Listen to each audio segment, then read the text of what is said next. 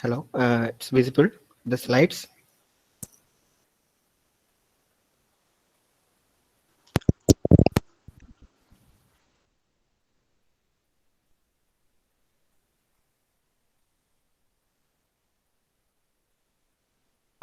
Yes, now the slide is visible.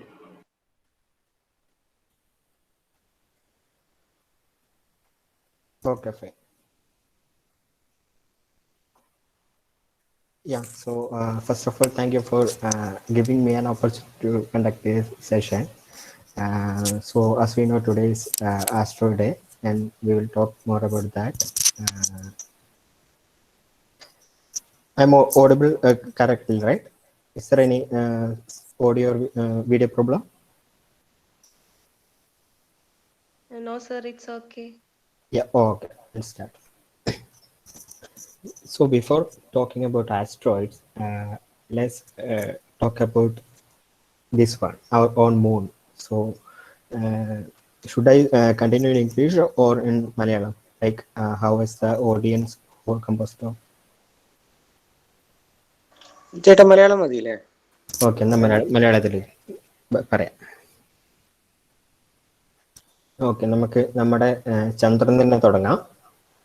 So ആകാശത്ത് നോക്കിയാൽ നമുക്ക് കാണാൻ പറ്റും നമ്മളെ അടിപൊളി ചന്ദ്രൻ വട്ടത്തിൽ പണ്ടുള്ളവര് മുയലത, യേശു ക്രിസ്തു മാതാവാണ്, അങ്ങനെയൊക്കെ പലതും പറഞ്ഞു വരുത്തിയിട്ടുണ്ട് അതിൽ കാണുന്ന കറുത്ത പാടുകളെ കുറിച്ചിട്ട്. പിന്നെ കവികള് പിന്നെ വാഴ്ത്തിപ്പാടും മന്നവേന്ദ്രാവിളങ്ങുന്നു ചന്ദ്രനെ പോലെ നിൻമുഖന്നൊക്കെ. അപ്പോൾ നമുക്ക് രാത്രി തൂനിലാവ് തിരുന്ന ചന്ദ്രനാണ് ആകാശത്ത് കാണുന്നത്. പക്ഷെ കുറച്ചും കൂടെ അടുത്ത് പോയി നോക്കിയാൽ ചന്ദ്രനെ നമുക്ക് ഇങ്ങനെയാണ് കാണാൻ പറ്റുക. ആ മൊയിലും മതമൊക്കെ പോയി കുറെ കറുത്ത പാടുകൾ ഒരു നെല്ലിക്ക പോലെ ഒരു ഗോളമായിട്ട് കാണാൻ പറ്റും. വീണ്ടും നമ്മൾ അടുത്തേക്ക് പോവുകയാണെങ്കിൽ ഇതാണ് മന്നവേന്ദ്രന്റെ യഥാർത്ഥ തിളങ്ങുന്ന മുഖം. കുണ്ടും കുഴികളൊക്കെ ആയിട്ട് ഇങ്ങനെ കിടക്കുകയാണ്. അപ്പോൾ ഈ സുന്ദരമായ ചന്ദ്രനെ ഇങ്ങനെ കുണ്ടും കുഴികളാക്കി ഷേപ്പ് മാറ്റിയത് ആരാന്ന് അറിയാൻ നമ്മൾ തിരിഞ്ഞു നോക്കുമ്പോൾ നമ്മൾ എത്തിച്ചേരുന്നത് ഉൽക്കകളിലാണ്. ഉൽക്കകളിലും ചിഹ്നഗ്രഹങ്ങളിലും ഒക്കെയാണ്. ഈ ആസ്ട്രോയിഡ്സ് എന്ന് പറഞ്ഞാൽ വളരെ ചെറിയ പാറക്കല്ലുകളാണ്. ചെറുതെന്ന് പറഞ്ഞാൽ ഏറ്റവും ചെറുതല്ല, കുറച്ച് വലിപ്പമുള്ള പാറക്കല്ലുകൾ നമ്മുടെ സൗരയൂഥത്തിൽ സൂര്യനെ ചുറ്റി സഞ്ചരിക്കുന്നുണ്ട്, ഗ്രഹങ്ങൾക്കൊക്കെ പുറമെ. അപ്പോൾ ഈ ചന്ദ്രന്റെ ഇവിടെ ഉപരിതലത്തിൽ കാണുന്ന ഈ ക്രാറ്റേഴ്സ് ഇങ്ങനെ ഇതുപോലുള്ള ചെറിയ ചെറിയ ഉൽക്കകളൊക്കെ പണ്ട് കാലത്തെ പതിച്ചപ്പോൾ ഉണ്ടായതാണ്. ചന്ദ്രൻ അന്തരീക്ഷമില്ലല്ലോ, അതുകൊണ്ട് ഭൂമിയിലെ പോലെ കത്തി നശിക്കില്ല. അവ ഡയറക്റ്റ് ചന്ദ്രന്റെ ഇമ്പാക്ട് ഉണ്ടാക്കും. മാത്രമല്ല ചന്ദ്രനിൽ ഈ കാറ്റും മറ്റ് ജിയോളജിക്കൽ ആക്ടിവിറ്റി വോൾക്കാനോസ് ഒന്നും ഇല്ലാത്തതുകൊണ്ട് ഉണ്ടായ ക്രേറ്റേഴ്സ് അവിടെ തന്നെ നിലനിൽക്കുകയും ചെയ്യും. അതുകൊണ്ടാണ് നമുക്ക് ചന്ദ്രന്റെ ഉപരിതലം ഇങ്ങനെ കാണാൻ പറ്റുന്നത്. ചെറിയ ഒരു കല്ലിന്റെ വലിപ്പമുള്ള ഒരു ഉൽക്ക വന്ന് വീണാൽ പോലും ഒരു ഗർത്തം ഉണ്ടാവും. നമ്മൾ സാധാരണ ഉണ്ടാകുന്ന ഒരു കൺഫ്യൂഷനാണ് എന്താണ് ഉൽക്ക, എന്താണ് ആസ്ട്രോയിഡ്, ഇവർ തമ്മിലുള്ള വ്യത്യാസം എന്താണ്. ചിലപ്പോൾ ഉൽക്കാശിലകൾ എന്നൊക്കെ കേൾക്കാം. ഉൽക്കകൾ എന്താണ്? ഇപ്പോൾ മെറ്റീരിയൽസും മെറ്റിയോഴ്സും തമ്മിലുള്ള വ്യത്യാസം പറഞ്ഞുതരാം. ആസ്ട്രോയിഡുകളെ അപേക്ഷിച്ച് വളരെ ചെറിയ കല്ലിന്റെ സൈസുള്ള, അല്ലെങ്കിൽ ചെറിയ പൊടി മുതൽ ഒരു കല്ലിന്റെ സൈസ് മുതൽ കുറച്ചും കൂടെ വലിയ ഒബ്ജക്റ്റുകളെയാണ് മെറ്റിയോറോയിഡ്സ് എന്ന് പറയുന്നത്. ആസ്ട്രോയിഡിനെ അപേക്ഷിച്ച് അഥവാ ചിഹ്നഗ്രഹങ്ങളെ അപേക്ഷിച്ച് ഇവ വളരെ ചെറുതായിരിക്കും, ചെറിയ പാർട്ടിക്കിളാണ്. ഈ മെറ്റിയോറോയിഡ്സ് നമ്മുടെ ഭൂമിയുടെ അന്തരീക്ഷത്തിലേക്ക് വളരെ വേഗം കടന്നു വരുമ്പോൾ അവ ആ ഉണ്ടാവുന്ന ഫ്രിക്ഷനിൽ കത്തും. ആ കത്തുന്ന മെറ്റിയോറോയിഡാണ് മെറ്റിയോർസ് എന്ന് പറയുന്നത്. അഥവാ നമ്മൾ ഉൽക്കകളെ കൊള്ളിയാൻ എന്നൊക്കെ പറയുന്നത് ഈ മെറ്റിയോർസ് ആണ്, കത്തുന്ന മെറ്റിയോറോയിഡ്സ് ആണ്. ഇനി മിക്കവാറും ആകാശത്ത് തന്നെ കത്തിത്തീരും. ഈ ചെറിയ കല്ലിന്റെ സൈസുള്ള ഒരു മുത്തിന്റെ സൈസുള്ളൊക്കെ അന്തരീക്ഷത്തിലേക്ക് കടന്നാൽ അത് മിക്കവാറും കത്തിത്തീരും. ഏകദേശം ഒരു അത്യാവശ്യം വലിപ്പമുള്ള ഒന്നും തന്നെ കത്തിത്തീരും. അത് കത്തിത്തീരാതെ അഥവാ ഭൂമിയിൽ എന്തെങ്കിലും അവശിഷ്ടം എത്തുകയാണെങ്കിൽ അതിനെയാണ് മെറ്റിയോറൈറ്റ് എന്ന് പറയുന്നത്, ഉൽക്കാശിലകൾ എന്ന് പറയും. അപ്പോൾ ഈ അങ്ങനെ എത്തുന്ന ഈ ഇവിടെ കാണുന്ന ഒരു ഇമേജ് അങ്ങനെ എത്തിയ ഒരു ഉൽക്കശിലയുടേതാണ്. നമ്മൾ കത്തിത്തീരാതെ ബാക്കിയായി ഭൂമിയിലെത്തുന്നത്. ഇവൻ ഇത്ര ചെറിയ ഒരു ഉൽക്കശില പോലും വലിയൊരു ഗർത്തുണ്ടാക്കി കാരണം ഇതിന് അത്രയും വെലോസിറ്റി ഉണ്ട്. ഇങ്ങനെ 1908 ജൂൺ 30 റഷ്യയിൽ ഒരു മാസീവ് എക്സ്പ്ലോഷൻ ഉണ്ടായി. അത് പറഞ്ഞാൽ വളരെ വലുതായിരുന്നു. ഏകദേശം 2000 സ്ക്വയർ കിലോമീറ്റർ കാട് ആ എക്സ്പ്ലോഷനിൽ നാമാവശേഷമായി. അപ്പോൾ ആ ഒരു ഇവന്റ് അറിയപ്പെടുന്നത് തുങ്കുസ്ക ഇവന്റ് എന്നാണ്. അതാണ് നമ്മൾ ഇതുവരെ എർത്തിൽ റെക്കോർഡ് ചെയ്യപ്പെട്ടവയിൽ വെച്ചിട്ട് ഏറ്റവും വലിയ ഇമ്പാക്ട് ഹിസ്റ്ററി. സോ അത് നമ്മളൊരു ആസ്ട്രോയിഡ് പതിച്ചുണ്ടായതാണെന്ന് അനുമാനിക്കുന്നു. സോ അതിൻ്റെ അതുകൊണ്ടാണ് ഈ ജൂൺ 30 നമ്മൾ ആസ്ട്രോയിഡ് പറഞ്ഞു. ഒരു കുട്ടിക്ക് എന്തോ മലയാളം ഇംഗ്ലീഷ് പറയാൻ ചോദിക്കുന്നുണ്ട്. നമുക്ക് okay okay okay okay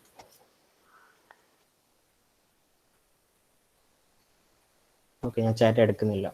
sure.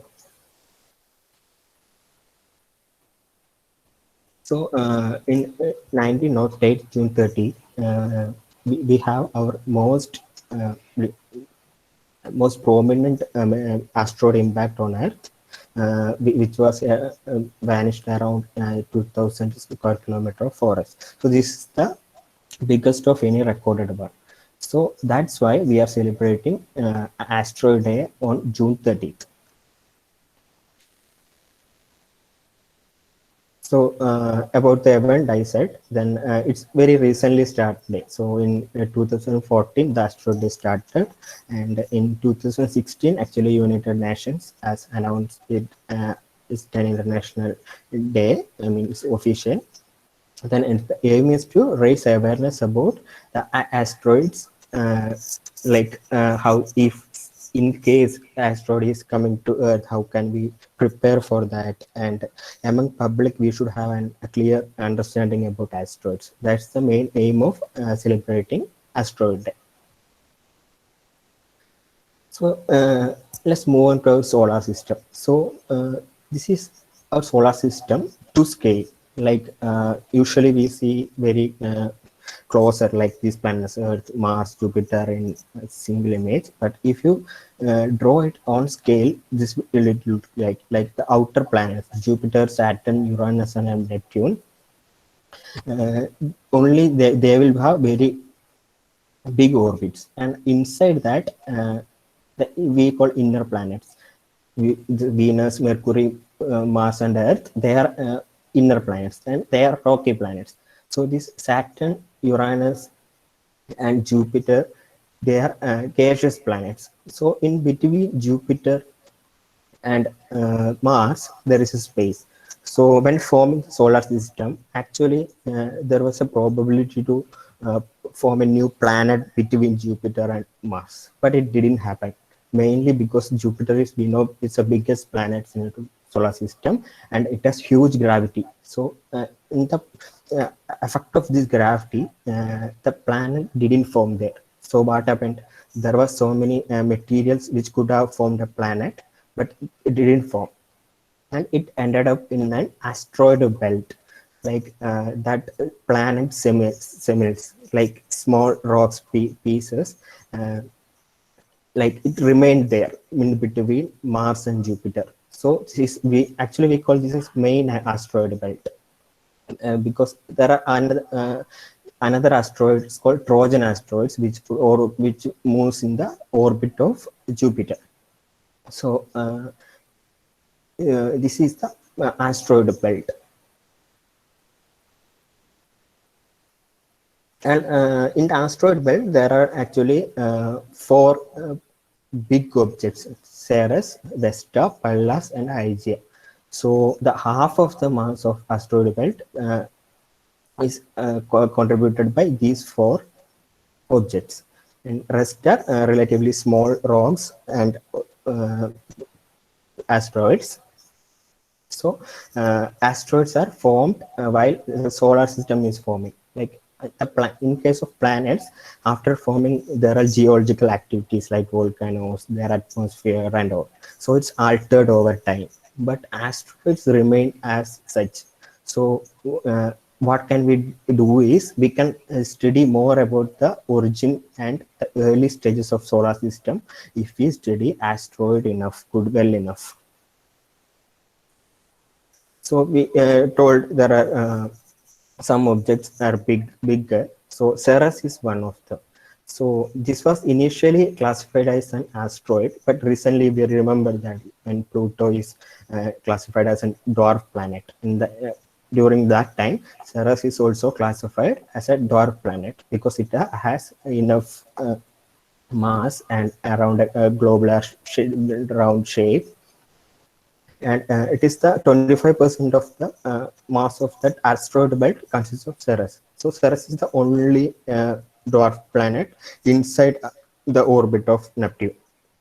All others are in like Oort cloud or in Kuiper belt.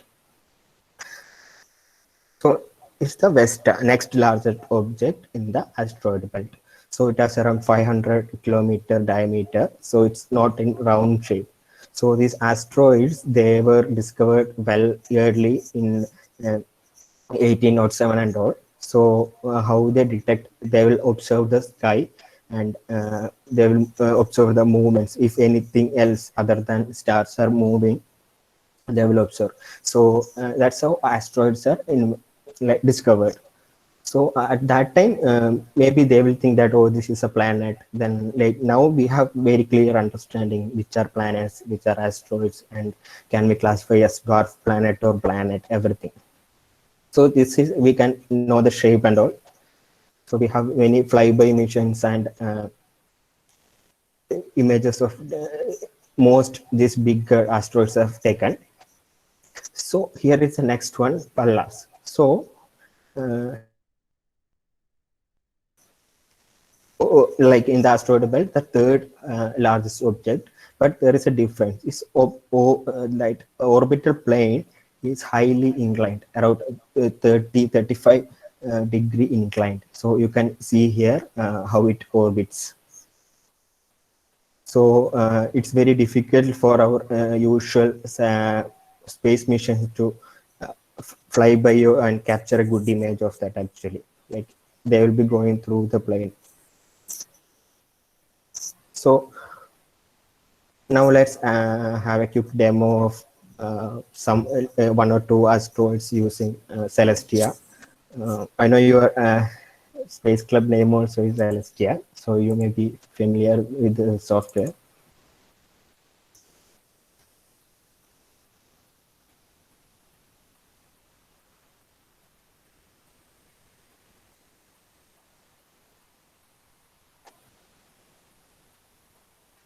So actually, when we see in pictures in solar system, we see that orbits around and there. But is it there actually?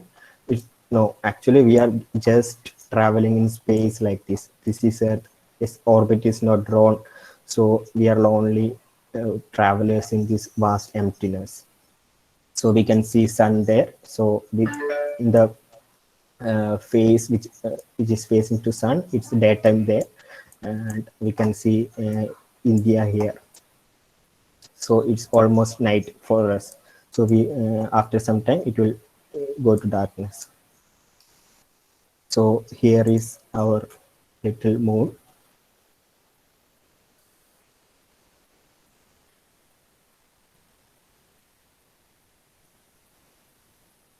So moon also orbits Earth and Earth orbits Sun. So now, without wasting much time, let's go to one asteroid.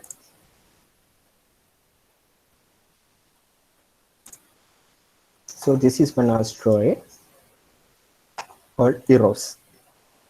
So the photo is taken by some mission during flyby in its path to Jupiter and all. So asteroids also, from there sun is visible, like it's between Mars and Jupiter, right? So sun will be visible like this, so it will orbit the sun like a planet, but it will be most potato shaped or shapeless. Like we can't define clear shape for most asteroids, but some asteroids, as in Ceres, so there are objects with globular shape also.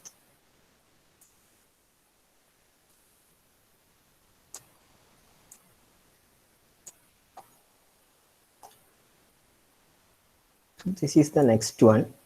Here, can you notice anything special about this asteroid?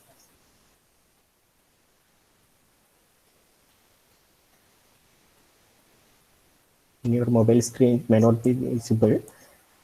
If you observe closely, there is a moon to this asteroid. So even a small asteroid can trap even smaller rocks as their moons. So it has a rocky moon. So this is called Ida. So this moon orbits this asteroid. So now let's move to a comet also and see what's the difference between a comet and asteroid.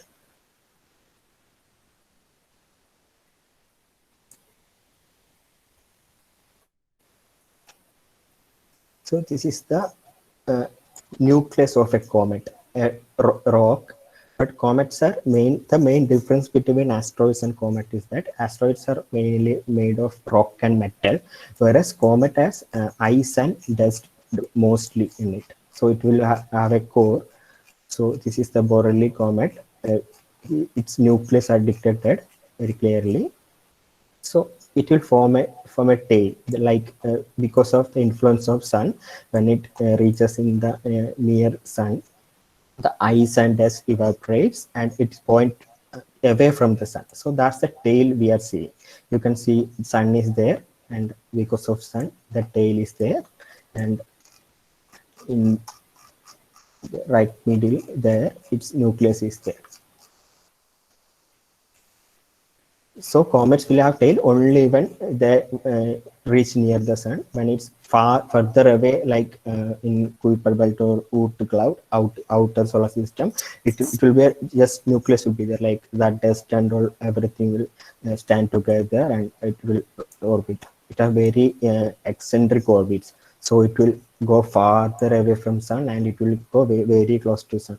So last year one comet was there, Neowise. So it was visible for naked eye, not very clearly, but for a few days. Now let's go back to the slides. If we have time, we can come back.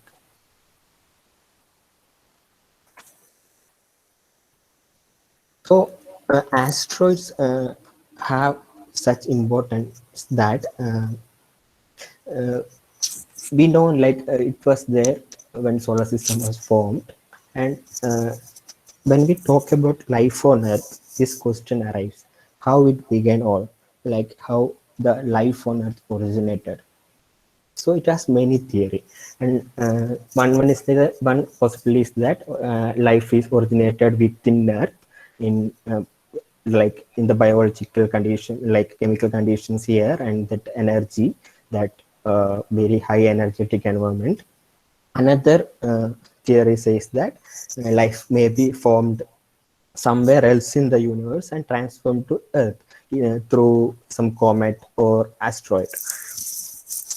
So, is it possible to possible for life to reach Earth through comet or asteroid impact? That's the question. The one thing is that Earth has an atmosphere. So if life is entering through an asteroid to Earth, it may die, like because of that heat. But the inner part of asteroid may not be that much heated, and there are organisms which can tolerate extreme high temperature and conditions. So that panspermia, the one problem with this theory is that if it's coming from somewhere else, then again we have the question how it formed there. Suppose it's coming from Oort cloud, we have to ask how life formed there. So we have studied in schools like that Urey Miller experiment. So what they did is they set up a environment in lab, which consists of whatever it was there in ancient Earth, the elements, and they provided electric spark. So there were lightning and all in early Earth a lot. And so what they found that amino acids were produced during that experiment. So amino acids are one building block of life. So that points that these single cellular organisms can develop in extreme condition in early Earth, inside Earth. But we need certain ingredients for that life. And these meteorites and comets have plenty of them. Like comet has a lot of water. So if a comet hit the early Earth, Earth will get water. And these asteroids have metals and another other all ingredients. So these elements, ingredients, might have reached Earth from asteroids. So life in Earth, the asteroids might have a vital role in the formation of life on Earth. So it's not about creating life. As it's interestingly, it can end life on Earth also. We know what happened to dinosaurs. So we have enough proof that dinosaurs existed in Earth from fossils. So there must be a mass extinction to dinosaurs. So it's believed that it happened because of an asteroid impact, and scientists went on study whether any proof is there. So it is happened around 65 million years ago, exactly 66 million years ago. So they found that near Mexico, there is a crater which is formed while an asteroid is impacted around that many years ago. So scientists studied further, and that crater it might have formed if an asteroid of 10 kilometers in width impacted Earth. So it was that big. So the 2010 study is saying that like that size of asteroid could have 10 to 15 kilometers. And in 2016, a team found like the direction and everything, like while drilling is chemical composition and all. They have direction is later actually. In 2020, they found the direction of impact. 2016, they found some supporting chemical composition evidences of that asteroid impact. So now we have certain that dinosaurs like extinct because of an asteroid impact. So there are plenty of missions which we launched to study about asteroids. You might have heard of recently, like in an asteroid called Bennu, this OD6 Rex land, like it collected samples from asteroids. It's literally impacted on the asteroids, and that dust and samples is collected, and it will come back to Earth and will reach Earth in 2023. And another missions to asteroid and comets, this Hayabusa 2 and Rosetta, all these are Cassini. All these are this Cassini and all. Actually, it was supposed to study about Saturn, but or whatever spacecraft goes further than Mars, it has to cross the asteroid belt. So every mission will take nearby pictures of asteroid. So the near spacecraft captured the image of Eros, like we saw in Celestia. So all these spacecraft have either dedicated or passed by mission to some of asteroids and comets. So last year, if you remember, in April, there was a news that a big asteroid is going to hit Earth and we might die and all. Like it was in news. It was called 1998 OR2. So the naming of asteroid, it's linked to the year of discovery. So it was discovered in 1998. So here is a animation showing how close it went. So this is Earth, this is the asteroid. So it was coming to the orbit of Earth.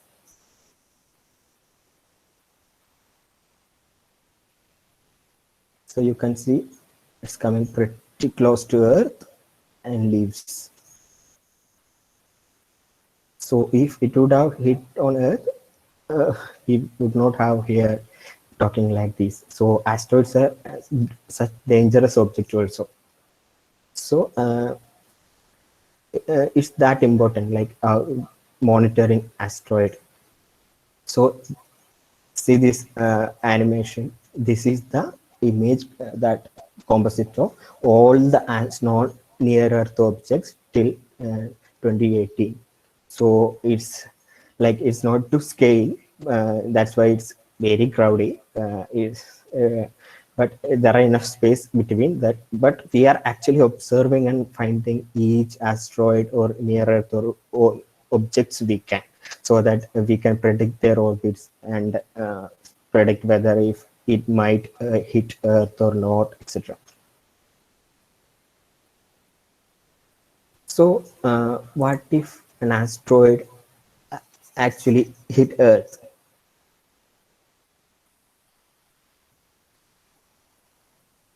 So if an asteroid is again coming to Earth and have an impact, that will be end of our life.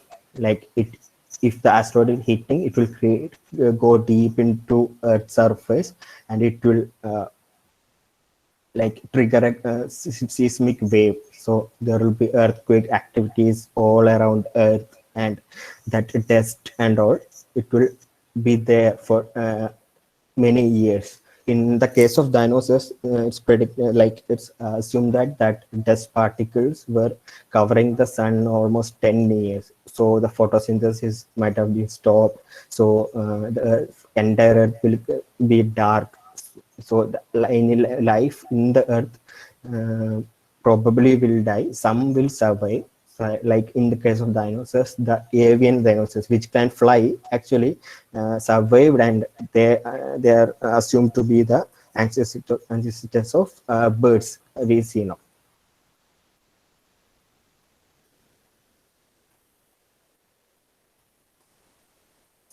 So actually, there are many scientists and amateur astronomers who looking for asteroids near Earth and all. We can also take part in finding asteroids our own by this IAS, International Astronomical Research Collaboration Citizen Project Program. So we can they will provide us astronomical data, and we can analyze and identify asteroids from that. So that's it. Now we can move to discussion. I think we have plenty of time. Around half an hour we have for discussion. Any doubt regarding asteroids? So anything about astronomy we can discuss.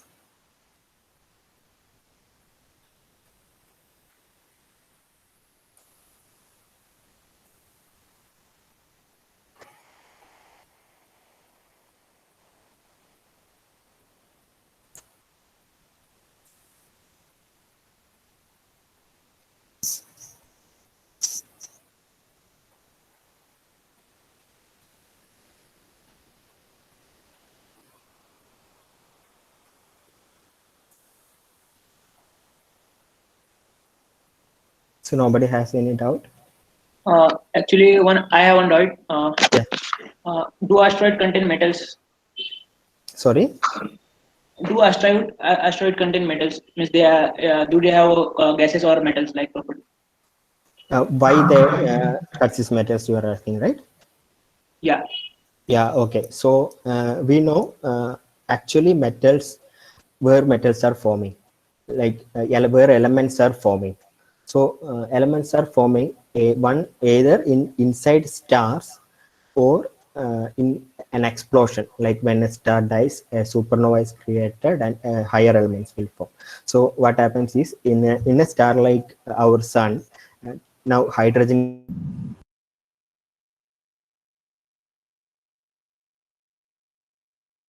will be fused to helium, and then helium began to fuse to from higher elements like carbon and iron. Like in iron it stops, like above iron elements are not formed inside the sun. So this it will convert to a red giant, and the outer part will like separate from the inner core.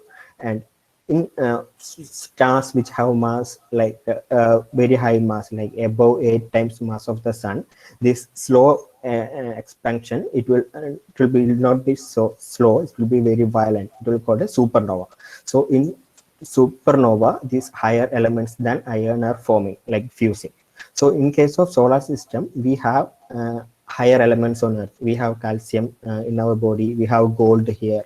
So which means the solar system is formed from the remnant of a dead star. Like the sun is a generations 2 star.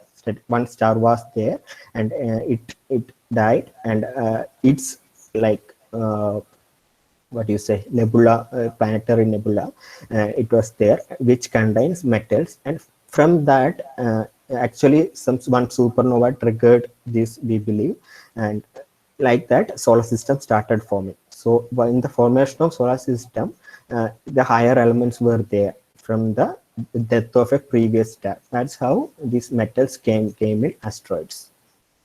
Hope it's clear. Yeah. Okay. I have another one. Do asteroid contain frozen water, means iceberg on it? Frozen water, you asked, right? Yeah.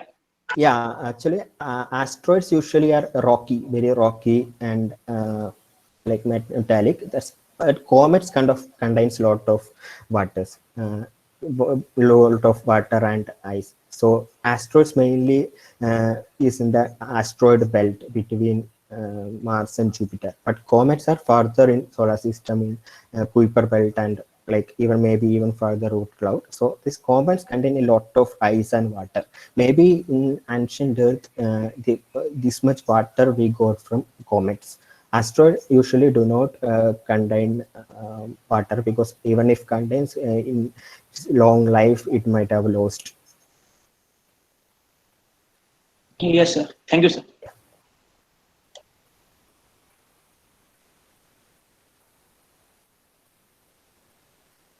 Anyone else? Actually, we can make it as a discussion, like instead of one way. That's why I shortened my slides.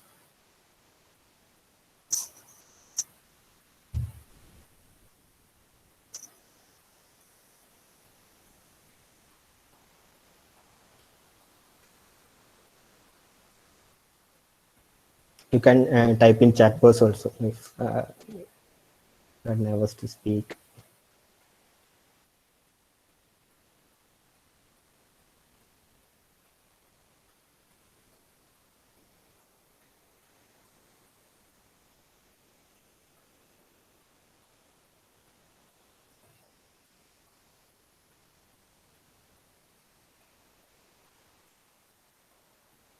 Yeah, I hope NSS have astronomy club, and also you're very active in amateur astronomy.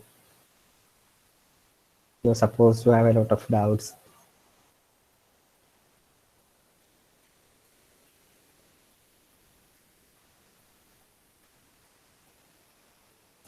Yeah, that's a good question actually. Can you explain how I got internship in IAA? So I basically did my BTech and MTech. So I did internship at IAA just after my BTech. So at that time, the procedure was directly mail the professors, and if they admit, we can join there as a visiting student intern, and they will provide stipend and all. Now it's a centralized system, like they have a centralized application form, so we can apply there. And one more thing now I remember is that IAS called for summer school for this year. So it will be in the month of July. It's an online event. So in IAA website, they are calling application, and that deadline is actually tomorrow, July 1st. So today or tomorrow, you can apply for summer school for summer school in astronomy at IAA. So it's there in IAA website. I will share the link also if you want.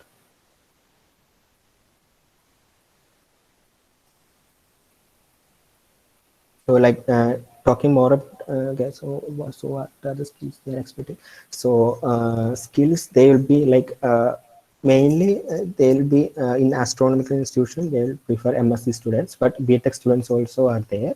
So it will be depends on the like process and the project. If they have a pure science project, and we have to do some kind of like data analysis or something, we may have to know some part of coding. Like mostly these astronomers, how they work is not just like amateur astronomers. They mostly will be like coding and all, Python and all. So for MSc students or BSc physics students, so they'll like give more theoretical projects and all. So the basically any degree will do. Like there are so many instrumentation projects are going on in all institutions, like in IAA, NCRA, UCA, wherever so many instrumentation projects are there. So even BTech will do for an internship and all. If you are really passionate about continuing in the field of that, it's possible. Like we can find the position that will suit our skills actually.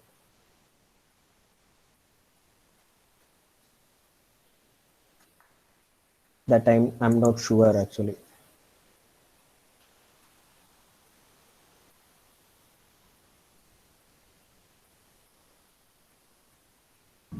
So can you please explain about dark matters? Dark matter, yeah, can explain. So dark matter, the word dark means we don't know anything about that, but we know something should be there, because in our solar system, if we look in the orb, like the time that planets take to orbit sun, so Earth will rotate in 1 year, Jupiter will rotate in 12 years, and Saturn will rotate, complete one orbit in 35 years. So going further, these planets will take more time to complete one orbit. But in case of galaxy and galaxy clusters, how they rotate is like a disk, like embedded in a disk. They rotate as a whole, like the galaxies or stars further in the edges also move with the same speed as inner planets almost. So this discovery, like it's a curve. If you plot the curve, that its speed will stabilize at some velocity. So scientists can't explain why, because by the mass of the only with the mass of the supermassive black hole in the center of a galaxy, we can't explain. Or if you count the number of stars and multiply added its all mass, the entire mass of galaxy is not sufficient enough to explain the motion of stars, the actual observation. So there should be some other thing which we call it as dark matter, which have only gravitational effect in that, also in large scales. So that's the like in galaxy clusters, what they're holding, or is assume that if we are considering a galaxy, only 10% of the mass is the mass we see, and 90% of dark matter is covered in it. So our galaxy is actually embedded inside a dark matter halo. So that's a current concept. So the problem is it doesn't interact with electromagnetic waves. So what happens? We can't see it because light neither reflects or absorbed by it. So if radio waves also, it's just pass through. So if it is there, just waves are passing. So we cannot see that. It's only gravitational effect in large scales. So that's the basic concept of dark matter.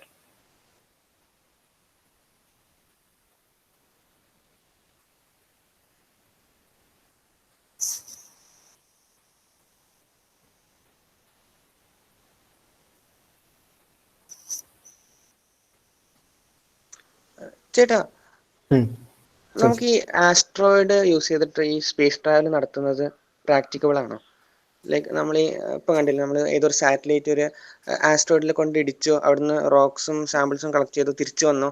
അതിനു പകരം അവിടെ തന്നെ like അത് fix ആയിട്ട് ഈ asteroid വഴി travel ചെയ്തൂടെ? അതാകുമ്പോൾ ഫ്യൂവലിനും ഒന്നും ആവശ്യമില്ലല്ലോ, കാരണം അതിങ്ങനെ ട്രാവൽ ചെയ്തിട്ട് കുറെ കാലം കഴിഞ്ഞാലും തിരിച്ചു വരുമല്ലോ. അങ്ങനെ നമുക്ക് സ്പേസ് ട്രാവൽ സോ അത് എന്താന്ന് വെച്ചാൽ ഇപ്പൊ ആസ്ട്രോയിഡ് ഒരു ഓർബിറ്റിലല്ലേ ഉണ്ടാവുക. So sorry there non Malayalis also.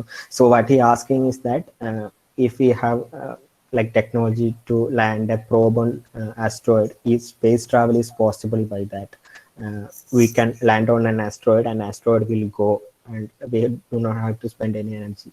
The fact is that otherwise also we do not have to spend any energy, because if we put that satellite or spacecraft in that orbit, it will automatically rotate the sun in that orbit. The same if we put it in the orbit of an asteroid, if the asteroid is not there also, it will orbit. It doesn't need any energy. Like the artificial satellite we have put into our orbit by Newton's first law of motion, if it's in uniform motion, it will continue in uniform motion. That's why Earth is orbiting around the sun like without any energy. Like, so it's almost equivalent. Like if you are sitting on an asteroid and orbiting, or if asteroid is not there, it's that spacecraft with its mass, it will orbit in that. So that's why it's not considering. Like also it will be only in definite orbits it will travel. So it's basically in the by the influence of like this gravity of sun, it's have that eccentric orbit. So anywhere we can launch. Actually we launched our this Voyager system, right? Voyager spacecraft. So now it's like that. For it's now crossed the solar system after this Kuiper belt and all. It's went further away. So that gravitational, it's all play of gravity. It will just throw off like satellites, like the asteroids. So it will form an orbit for that.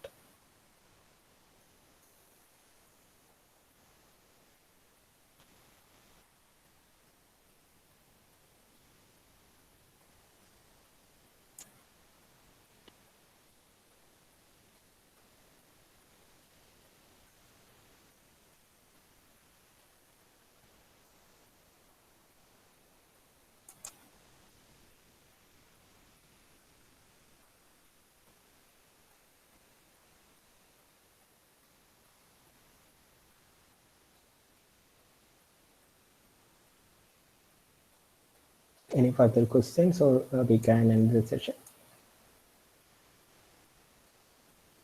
An Andromeda galaxy collide with our Milky Way. Does it affect our solar system? So Andromeda actually will merge with Milky Way in future. So it's right now it's directing towards, both are directing towards each other. So what will happen is that it's all gravitational effects. So there are a lot of space in between stars. For example, if we consider our nearest star, Proxima Centauri, it is 4 light years away. So if we send a signal here, it travels 3 lakh kilometers per second, and it has to travel for 4.5 years to reach our nearest star. And we launched Voyager spacecraft in 1960s or 70s. It's just crossed the solar system, which means the space is vast empty. So while merging, most probably like this gravity will play around and it will rearrange the shape of our spiral galaxy and also Andromeda galaxy. But the chance of like stars colliding head-to-head collision is there, but it will not be that much catastrophic. It will be more might be stars may pass through each other or combine together. Like the head-to-head collision can happen, but it's not in every single star will collide with other. Some might have collision and some will merge and like that. So there are plenty of empty spaces in between stars. So it's how gravity acts in between them while colliding.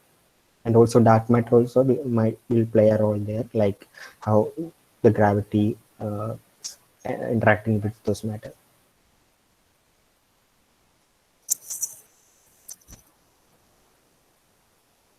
Yeah, that's a good question. Is asteroid mining is possible? Actually, it's possible.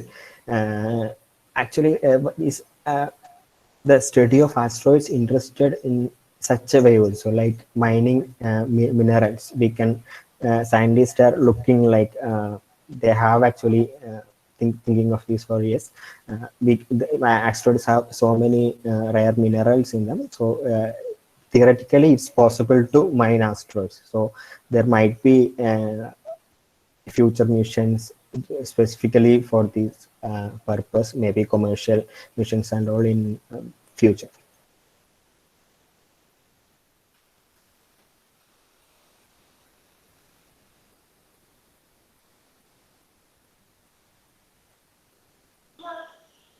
ചേട്ടാ, ഈ ഇപ്പം നമ്മളിപ്പോൾ എല്ലാവരും space എന്താ പറയുക satellites വിക്ഷേപിക്കുന്ന ഇപ്പം ISRO തന്നെ നമുക്ക് കുട്ടികൾക്ക് വേണമെങ്കിൽ അവർ സാറ്റലൈറ്റ് ഉണ്ടാക്കിയാൽ ISRO തന്നെ ചെറിയ ചെലവിൽ സാറ്റലൈറ്റ്സ് നമ്മൾ ഓർബിറ്റിൽ എത്തിക്കും.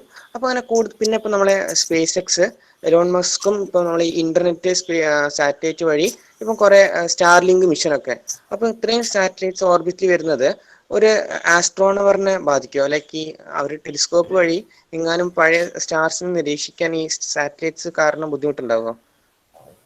അങ്ങനത്തെ ഒരു പ്രശ്നം വരുമോ? തീർച്ചയായിട്ടും ഉണ്ടാവും. ലൈക്ക് ഇപ്പൊ തന്നെ ആസ്ട്രോ ഫോട്ടോഗ്രാഫി ഒക്കെ എടുക്കുന്നവർക്കൊക്കെ ഈ സ്റ്റാർലിങ്കിന്റെ ഇത് കാരണം നമ്മളെ ലോങ് എക്സ്പോഷർ എടുക്കുമ്പോൾ മിക്കവാറും അവിടെ ഈ സ്റ്റാർലിങ്കിന്റെ വരകൾ വരും. അതുപോലെ ഇത് ആക്ച്വലി സയന്റിഫിക് ഒബ്സർവേഷനും ഡയറക്റ്റ് ഒബ്സർവേഷൻ എർത്ത് എന്നുള്ളതിനും ഈ സാറ്റലൈറ്റ് സ്റ്റാർലിങ്ക് സിസ്റ്റം ഒക്കെ നന്നായി എഫക്ട് ചെയ്യുന്നുണ്ട്. It's interrupting a lot with Starlink system for on Earth observations. So in most cases, people are getting trails of satellites.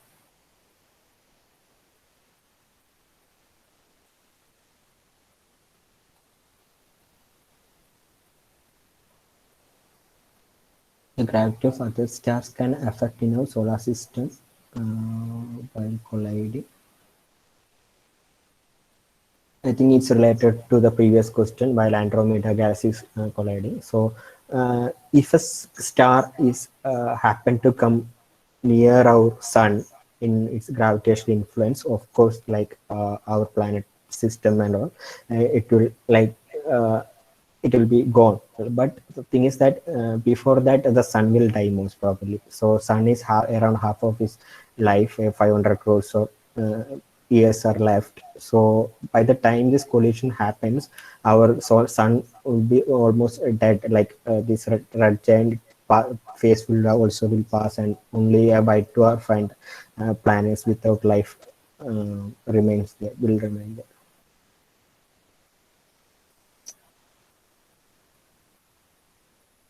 Can asteroids be destroyed? That's an interesting question. Like, what if we are observing and if we detect an asteroid that will impact Earth, so what will we do?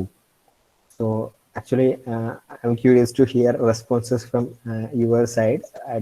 If anybody responding, and after that I will discuss. Like we will discuss what will happen if we confirm that an asteroid is hitting our Earth. What all we can do to prevent that? Anyone has any idea? Like how can we survive? We have that movie, right, Armageddon. In that we are destroying an asteroid actually by exploding it. ചേട്ടന് Hollywood cinema അല്ലേ?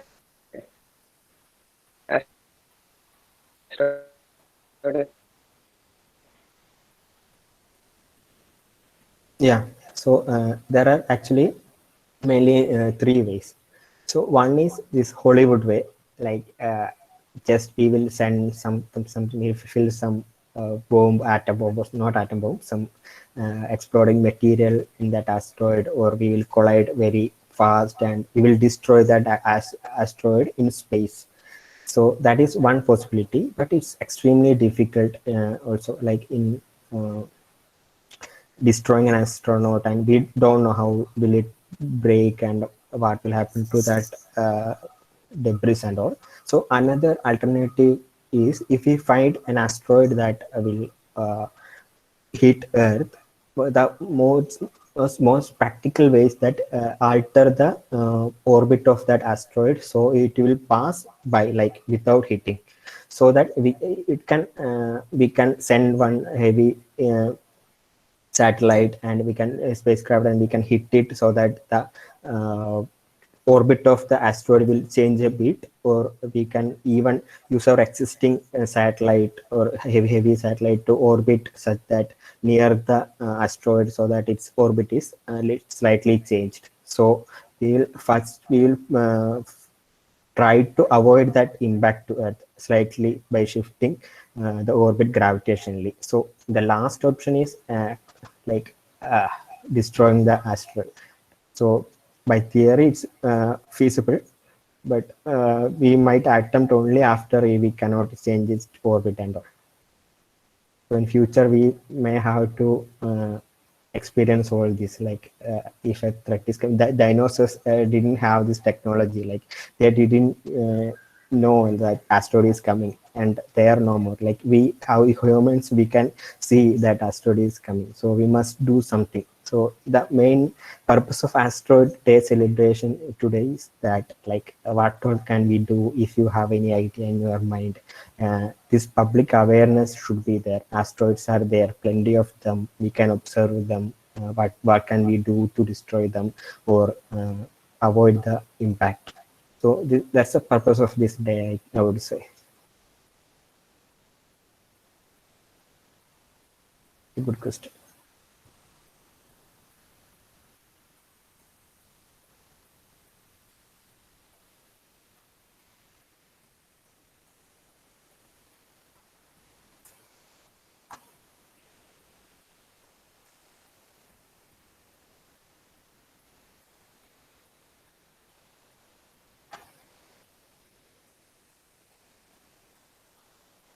So, what is the difference between dark energy and dark matter? Yeah, okay. So whenever we hear the name dark or black, it means we can't see it. So black hole, we can't see a black hole because it's actually like dark matter. We don't know how it's actually. So we call it dark. So dark energy, in dark matter, we say that that graph which describes movement of stars. In case of dark energy, it goes much further. Like currently we are saying like maybe 75% of universe is dark energy, and how we arrived in that is when we look observe galaxies, we know galaxies are moving apart. So the universe is basically expanding. So last, if you look at the expansion pattern, we are expecting either it will expand in a uniform way, or it might retard and it will slow down the expansion.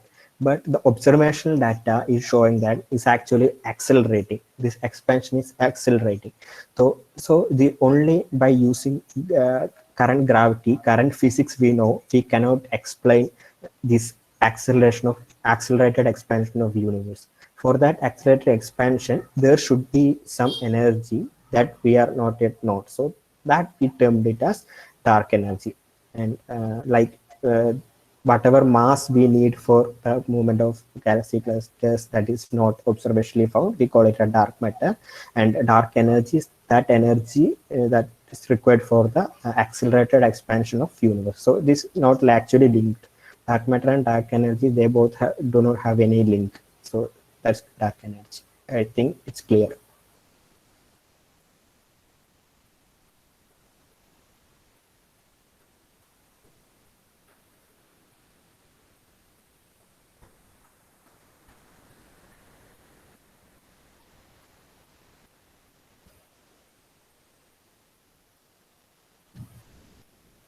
So talking about dark energy and dark matter, actually in Coursera there is one course from Big Bang to dark energy. So it's a wonderful course. Like you will get the basic idea of dark matter and dark energy. It's explained very well.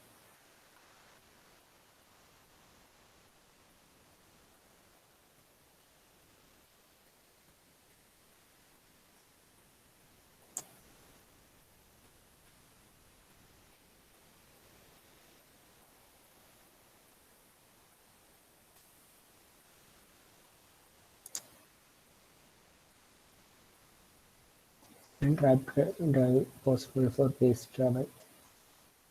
Like solar advanced concept phase space travel itself, like the farthest we traveled is moon, and we might travel to Mars soon.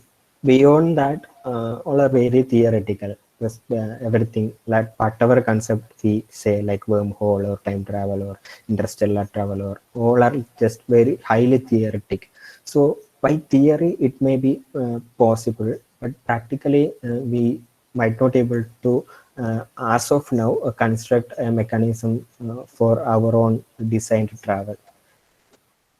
Like this other thing, only thing we can use right now is the gravity of whatever system available in solar system. Like the Voyager spacecraft actually travel this distance and is launched towards the Jupiter. So Jupiter's mass, it give it a sling, that because of that gravitational sling, it's crossing that solar system, is getting that energy. But as humans, we are using very little fraction of energy of sun right now. So we are very primitive in case of like we cannot build our own travel machines like to make interstellar travel possible.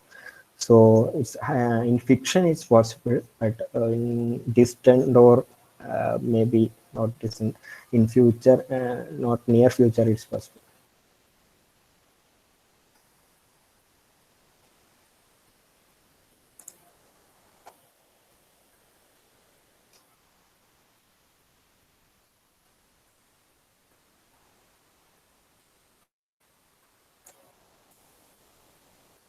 It's any other questions anybody have, or we can end the session.